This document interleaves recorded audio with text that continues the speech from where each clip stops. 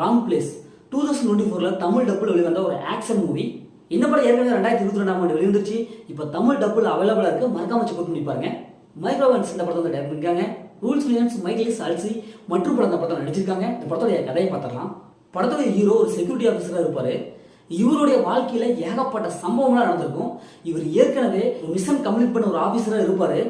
அந்த மாதிரி சமயத்தில் இவங்களுடைய ஃபேமிலி அட்டாக் பண்ணி நிறைய சம்பவம் நடந்திருக்கும்.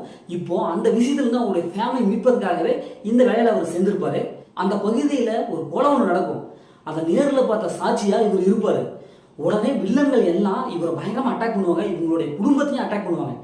இப்போ இறுதியில நம்ம ஹீரோ எப்படியா அந்த வில்லங்கிட்ட இருந்து தன்னுடைய குடும்பத்தை காப்பாத்துறாரு, இறுதியில என்ன ஆச்சு அப்படிங்கிறதா இந்த படத்துடைய ஒன்லைன். இந்த படத்துடைய பாசிட்டிவ் பார்த்தால படத்துடைய ஹீரோ அவங்களுடைய ஆக்டிங் செம்மையா இருக்கு. ஃபர்ஸ்ட் ஆஃப் கடைசி வரைக்கும் செம்மையா பர்ஃபார்ம் பண்ணியிருக்காரு. படத்தை நடிச்ச எல்லாம் வந்து சூப்பராக பர்ஃபார்ம் பண்ணியிருக்காங்க. படத்துடைய மியூசிக் நல்லா இருக்கு. சினிமோட தவிர படத்துக்கு என்ன தேவையோ கொடுத்துருக்காங்க. தமிழ் டபுள் வாய்ஸ் சூப்பராக இருக்கு. ஒவ்வொரு கேரக்டருக்கு அந்த தமிழ் டபுள் வாய்ஸ் கொடுத்துருக்காங்க. படம் ஃபர்ஸ்ட் ஆஃப்லாம் ரொம்ப சூப்பராக போகும். ஸ்டோரி லைன் நல்லா இருக்கு. ஒரு வித்தியாசமான ஒரு எப்பவும் வழக்கம் போல ஸ்டோரி இல்லைனா ஆனால் வந்து ஓரளவுக்கு வித்தியாசமாக எடுத்திருக்காங்க. அந்த படத்துடைய மைனஸ்னாலே செகண்ட் ஹாஃப் தாங்க. ஏன்னா ஃபர்ஸ்ட் ஹாஃப் படம் ஓரளவுக்கு நல்லா போயிட்டு இருந்தாங்க. ஆனால் செகண்ட் ஹாஃப்ல ரொம்ப சொதப்பிட்டாங்க. ஏன்னா பல சீன்ஸ் ப்ரிடிக்டபிளா இருக்கு. படம் செகண்ட் ஹாஃப்ல ஸ்கிரீன் பிளே ரொம்ப ஸ்லோவா இருக்கு. என்னடா இது இப்படி போகுது, ரொம்ப நீண்டு போயிட்டே இருக்குது. கிளைமேக்ஸ் அதே மாதிரி தான் உப்பு செப்புல ஒரு கிளைமேக்ஸ் கொடுத்துட்டாங்க. இவங்க செகண்ட் ஹாஃப் இந்த கான்சன்ட்ரேஷன் பண்ணி ட்விஸ்ட் அண்ட் டர்ன்ல மெயின்டைன் பண்ணிக்கலாம். இங்க எதுவுமே இல்லை. செகண்ட் ஹாஃப் ஃபுல்லாகவும் என்னடா ஆல்விக் படமா இல்லை வேற ஏதாவது படமா அப்படிங்கிறது தான் இருக்குது.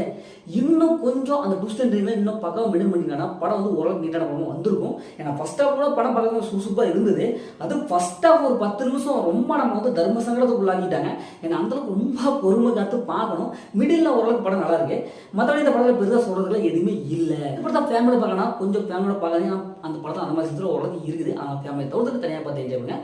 முதல்ல படம் சூப்பராக சுமாராக இருக்கணும். இந்த படம் ஒரு ஒன் டைம் வாட்ச் தான் நான் சொல்றேன். ஓகே, இதே மாதிரி அடுத்த ஒரு புதிய மூவி ரீல்ஸ் உங்களுக்கு எப்படி பாரு.